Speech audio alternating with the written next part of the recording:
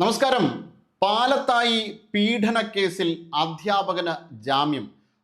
Thalassery fast track കോടതിയായിരുന്നു അധ്യാപകന് ജീവപര്യന്തം ശിക്ഷ വിധിച്ചത്. 40 വർഷത്തെ കഠിന തടവിനായിരുന്നു തലശ്ശേരി ഫാസ്റ്റ് ട്രാക്ക് കോടതി അധ്യാപകന് ജീവപര്യന്തം ശിക്ഷയ്ക്കായിട്ട് വിധിച്ചത്. ഈ കേസിലാണ് അധ്യാപകൻ ഇപ്പോൾ ജാമ്യം ലഭിച്ചിരിക്കുന്നത്. ഹൈക്കോടതിയിൽ നിന്നാണ് അധ്യാപകന് ജാമ്യം അനുവദിച്ചിട്ടുള്ളത്.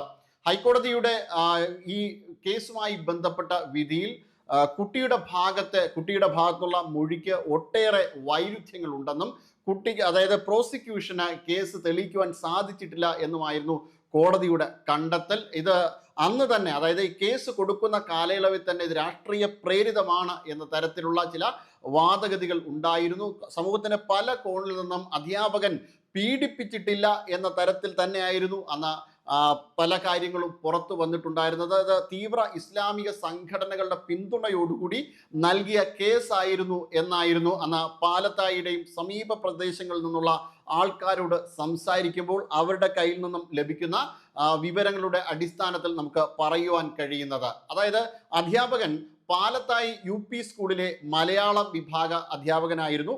ഇദ്ദേഹത്തെ വളരെ സൗമ്യനും അതോടൊപ്പം തന്നെ നാട്ടുകാർക്ക് ഏറെ പ്രിയപ്പെട്ടവനുമായിരുന്നു പത്മരാജൻ എന്ന അധ്യാപകൻ. എന്നാൽ ഇദ്ദേഹം സംഘപരിവാറിന്റെ പ്രവർത്തകനായതിനാൽ തന്നെ കുട്ടിയുടെ ബന്ധുക്കൾക്ക് ഇദ്ദേഹത്തിനോടിൽ വലിയ തീവ്രമായ വൈരാഗ്യം തോന്നുകയുണ്ടായി. അതിനെ തുടർന്നാണ് ഇത്തരത്തിലുള്ളൊരു കേസ് കെട്ടിച്ചമച്ചത് എന്നാണ് നമുക്ക് അവിടെ നിന്ന് ലഭിക്കുന്ന വിവരം. എന്തായാലും ഇതുമായി ബന്ധപ്പെട്ട കൂടുതൽ കാര്യങ്ങൾ ഇനിയും പുറത്തു വരേണ്ടതുണ്ട്. കൂടുതൽ അന്വേഷണങ്ങൾ ഇതുമായി ബന്ധപ്പെട്ട് നടക്കേണ്ടതുണ്ട്. അത് നടന്നാൽ മാത്രമേ, ഇപ്പോൾ ലഭിക്കുന്ന ഒരു അന്വേഷണത്തിന്റെ അടിസ്ഥാനത്തിലാണെന്നുണ്ടെങ്കിൽ പ്രോസിക്യൂഷൻ പൂർണ്ണമായും പരാജയപ്പെട്ടിരിക്കുകയാണ്. കുട്ടിയുടെ കാര്യത്തിൽ നിരവധി വൈരുദ്ധ്യങ്ങളാണുള്ളത്. അതായത് ഒന്നാമത്തെ കാര്യം, കുട്ടിയുടെ നഗ്നചിത്രം എടുത്തു അധ്യാപകൻ എന്ന് പറയപ്പെടുന്നു. എന്നാൽ അങ്ങനെ നഗ്നചിത്രം എടുത്ത മൊബൈൽ ഫോണോ ഒരു രേഖയും തന്നെ കിട്ടിയിട്ടില്ല. അത് മാത്രമല്ല, ഈ ഫോട്ടോ കിട്ടിയിട്ടില്ല എന്നുള്ളതാണ്.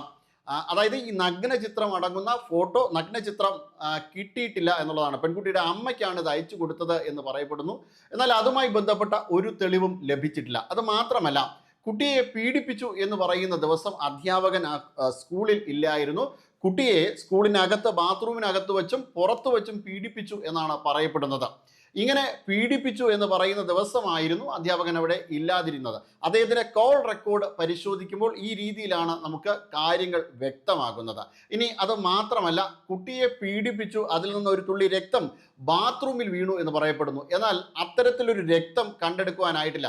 ഇനി ആ കുട്ടി പറഞ്ഞ അതായത് ആ ബാത്റൂമിൽ ഇത്തരത്തിലുള്ളൊരു രക്തവും കാണാൻ കഴിഞ്ഞില്ല. ഇനി മറ്റൊരു ബാത്റൂമിൽ ഒരു തുള്ളി രക്തമുണ്ട്. എന്നാൽ ആ രക്തം ഉപയോഗിച്ച് ഇത് ആരുടേതാണെന്ന് കണ്ടെത്തുവാൻ പര്യാപ്തമായ തരത്തിൽ അതിനകത്ത് ക്വാണ്ടിറ്റിയും ഇല്ലായിരുന്നു. ഇങ്ങനെ വൈരുദ്ധ്യങ്ങളിൽ നിന്ന് വൈരുദ്ധ്യങ്ങൾ മാത്രമായിരുന്നു കുട്ടിയുമായി ബന്ധപ്പെട്ട കേസിലുള്ളത്. എന്തായാലും ഇത് ഈ രീതിയിൽ തെളിവുകൾ ഓരോന്നോരോന്നായി, അതായത് ശാസ്ത്രീയമായ തെളിവുകൾ ഓരോന്നോരോന്നായി പുറത്തു വന്നുകൊണ്ടിരിക്കുമ്പോൾ തീർച്ചയായും ഈ കേസിൽ വലിയ രീതിയിലുള്ള അട്ടിമറി നടന്നു എന്ന് തന്നെയാണ് നമുക്കതിൽ നിന്ന് സംശയിക്കുവാൻ കഴിയുന്നത്. അധ്യാപകൻ നിരപരാധിയാണ് എന്ന് തന്നെയാണ് ഇതിൽ നിന്ന് മനസ്സിലാക്കുവാൻ കഴിയുന്നത്. കുട്ടിയുടെ ബന്ധുക്കളുമായി ബന്ധപ്പെട്ട ചില വിവരങ്ങൾ കൂടി കളക്ട് ചെയ്യുകയുണ്ടായി. ആ വിവരങ്ങളുടെ അടിസ്ഥാനത്തിലും ഈ കേസ് നടന്നു എന്ന് നമുക്ക് പൂർണ്ണാർത്ഥത്തിൽ തെളിയിക്കുവാനായിട്ട് സാധിക്കില്ല. പ്രോസിക്യൂഷൻ ഇതിൽ പരാജയപ്പെട്ടു എന്ന് തന്നെയാണ് ഹൈക്കോടതിയിൽ നിന്നുള്ള ഈ രീതിയിലുള്ള ഒരു വിലയിരുത്തലിന്റെ അടിസ്ഥാനത്തിൽ നമുക്ക് പറയുവാൻ കഴിയുന്നത്.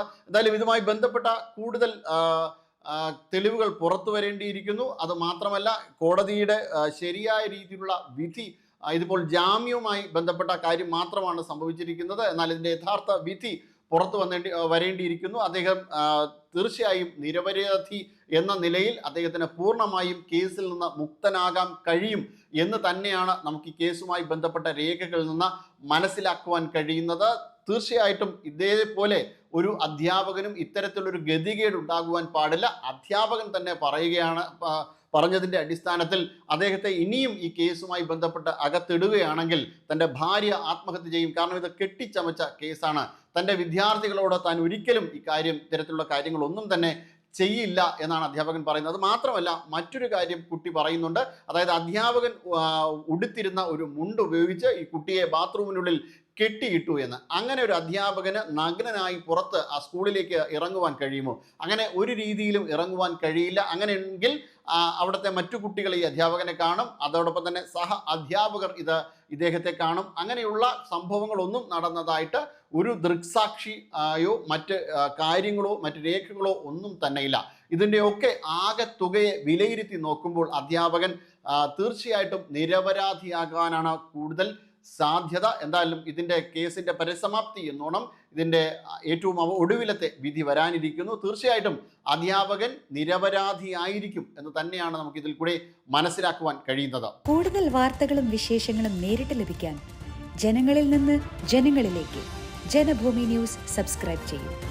ബെൽ ബട്ടൺ അമർത്താനും മറക്കരുത്.